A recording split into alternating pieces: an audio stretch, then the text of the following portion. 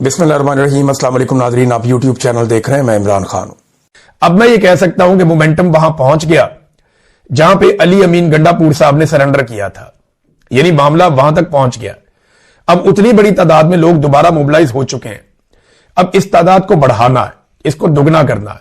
क्या ये जो मौजूदा टीम है वो कर पाएगी? वो तो बहुत एनर्जेटिक है, नौजवान है, वो रोजाना कोई ना कोई एक्टिविटी करते हैं। ना सिर्फ उन्होंने सूबे की परफॉर्मेंस से साबित किया कि वो बाकी सूबों से बेहतर परफॉर्म कर रहे हैं, बल्कि साथ ही साथ उन्होंने अपनी सियासी एक्टिविटीज को भी कई गुना तक बढ़ाया और बड़ा शानदार उन्होंने काम करके दिखाया। बड़े घाघ और पुराने सियासतदानों का इन्होंने मुकाबला किया, नौजवानों की इस टीम ने, और इमरान खान साहब ने इस टीम पर भरोसा भी किया है। अब जनाब जो हरिपुर के मनाजिर हैं वो तो ये बता रहे हैं कि खैबर पख्तूनख्वा एक मरतबा फिर तैयार है। याद रखिएगा, जब ये क्राउड मालाकंड जाएगा ना, फिर आपको पता चलेगा, क्योंकि मालाकंड एक ऐसी जगह है जहां पे बहुत ताकत है पाकिस्तान तहरीक इंसाफ के पास। हजारा वो डिवीजन है या एबटाबाद हरिपुर जहां पे पीएमएलएन कहीं ना कुछ बाकी है।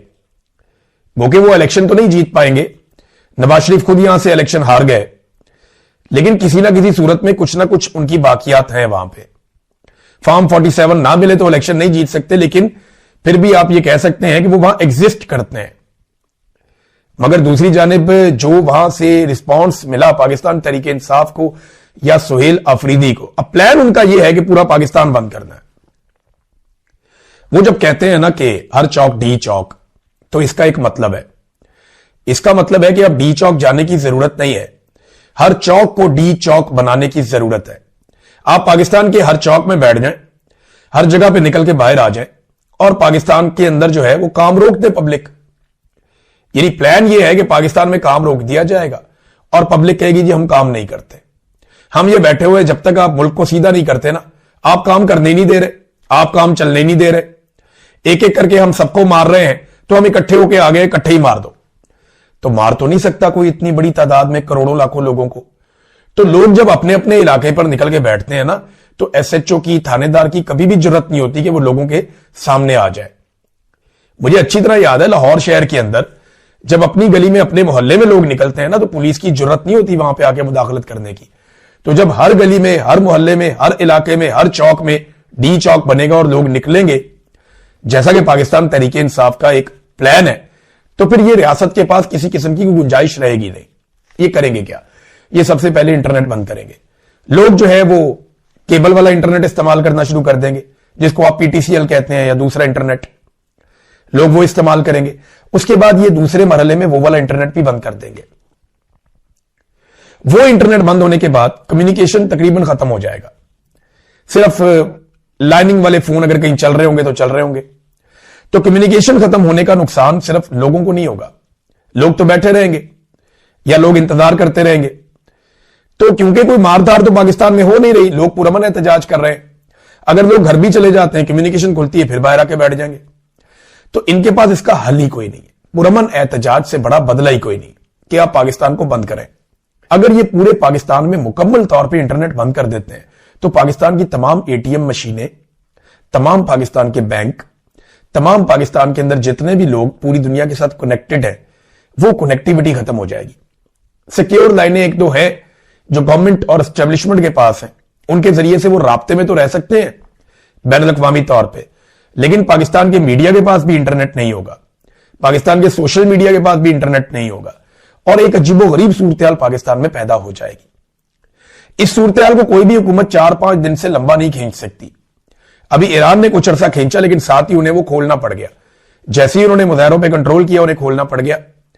लेकिन ईरान में पुरतशद्दुद मुजाहरे हो रहे थे और बाहर से स्पॉन्सर्ड थे। पाकिस्तान में तो लोग काफी अरसे से कोशिश कर रहे हैं कि इस रजीम से जान छूटे। तो ये है वो प्लान कि हर चौक डी चौक। तो जबरदस्त किस्म का रिस्पॉन्स मिला है पाकिस्तान तहरीक इंसाफ को, खास तौर पे हजारा में, एबटाबाद में, हरिपुर में। और लोगों की अगर आप तस्वीर देखें या मनाजिर देखें तो आपको आइडिया हो जाता है कि तहरीक इंसाफ किस तरफ जा रही है और मोमेंटम किस तरह बन रहा है। दूसरा नाजरीन, जो वोटर की उम्र को लेकर कमरुज़्ज़मान कायरा साहब का भी एक बयान आ गया। यानी पीएमएलएन और उनके साथी और उनके रिपोर्टर्स वही तो बात कर रहे हैं, बार बार कर रहे हैं। और यह तजवीज बाकायदा ज़ेरे गौर है कि वोटर्स की जो उम्र की हद है उसको बढ़ा दिया जाए, 18 साल से बढ़ा के उन्हें कर दिया जाए 25 साल। देखिए, इस हिसाब से एक अजीबोगरीब काम हो जाएगा। बहुत सारे वोटर ऐसे होंगे जिन्होंने 2024 में वोट डाला, लेकिन अगले इलेक्शन में वो वोट नहीं डाल पाएंगे। फर्ज करें इलेक्शन आ जाता है 27 में, 28 में या 29 में, जब भी आता है, वो जब भी अगला इलेक्शन आएगा वो वोट नहीं डाल पाएंगे। जिन्होंने 2024 में वोट डाला वो 2026, 27, 28, 29 जब भी इलेक्शन होगा उसमें वोट डालने के अहल नहीं रहेंगे, और ये लाखों की तादाद में नौजवान होंगे जो 18 साल 19 साल के थे, उन्होंने वोट डाल दिया था, लेकिन अब वो 22-23 साल के होने के बावजूद वोट नहीं डाल सकते क्योंकि ये 25 साल तक लेकर जाना चाह रहे हैं। पीपल्स पार्टी भी इसकी हमायत में आ गई। कमरुज़्ज़मान कायरा साहब ने कहा, जी 18 साल के नौजवान के सियासी शऊर पे उन्होंने सवाल उठाया कि ये तो मंशूर तक नहीं पढ़ते, तो ये कैसे फैसला करते हैं, हम भी इस उम्र से गुजरे हैं। तो कमरुज़्ज़मान कायरा साहब, मैं आपको 2 चैलेंजेस करता हूं। नंबर 1, बिलावल जरदारी की उम्र कितनी थी जब उसको एक पर्ची के ऊपर आपने अपनी पार्टी का चेयरमैन बना लिया था? बताएं ना जरा। आपने तो पूरी की पूरी एक पॉलिटिकल पार्टी एक कम उम्र नौजवान के हाथ में थमा दी थी। उसकी उम्र तो 25 साल नहीं थी, आपने पूरी पार्टी उसको दे दी थी एक ऐसी पर्ची के ऊपर जिसकी कोई क्रेडिबिलिटी भी नहीं है, और आप कह रहे हैं कि आपका नौजवान सियाना है और कौम के नौजवान जो है वो गुमराह है, उनको कुछ नहीं पता। मैं चैलेंज करता हूं कि बहुत सारे एमएनएस और एमपीएस के उम्मीदवार भी अपनी अपनी पार्टियों के मंशूर के बारे में कुछ नहीं जानते, उन्हें पता ही नहीं है। और बहुत सारे पाकिस्तान में ऐसे लोग हैं जो एक जमात भी नहीं पढ़े हुए, जो कभी स्कूल में नहीं गए, तो वो तो मंशूर पढ़ ही नहीं सकते। तो क्या ऐसे लाखों करोड़ों लोग जो हैं उनके वोट खत्म कर दिए जाएं क्योंकि ये मंशूर नहीं पढ़ सकते, चाहे उनकी उम्र 40 साल या 50 साल हो? तो ये जो बूमर्स है ना, जितने भी ये नौजवानों से जान छुड़ाना चाहते हैं, ये मैदान से भागने वाली बात है। जब मुकाबला ना करो तो मैदान से ही भाग जाओ। यानी जिसका मुकाबला आप नहीं कर सक रहे, आप कहिए इसके साथ खेलना ही नहीं हमने, इसको वैसे ही मैदान से बाहर निकाल दो। तो क्योंकि ये नौजवानों का मुकाबला नहीं कर पा रहे, उनके सवालों के जवाब नहीं दे पा रहे और उनके शऊर को फेस नहीं कर पा रहे, लिहाजा तरीकेकार ये निकाला है कि इनको ही बाहर निकाल दो, हम इनके बगैर मैच खेलेंगे। ये नौजवान आपको मैच खेलने ही नहीं देंगे, ये आपकी वोट दुर्गत बनाएंगे कि आपको लग पता जाएगा। अपने घर में झांकिए, 18 साल, 16 साल, 17 साल, 19 साल के बच्चों से बात कीजिए, वो आपको बताएंगे कि सियासी शऊर क्या होता है। यहां बरतानिया में ये नया कानून लेकर आ रहे हैं, रिफॉर्म्स लेकर आ रहे हैं कि हम 18 साल से वोटर की उम्र 16 साल करने जा रहे हैं, क्योंकि नौजवानों में बहुत शऊर है। हम चाहते हैं कि नौजवान वोट डालें और वो हुकूमत बनाने में अपना रोल प्ले करें, क्योंकि इनके अंदर बड़ी एनर्जी है।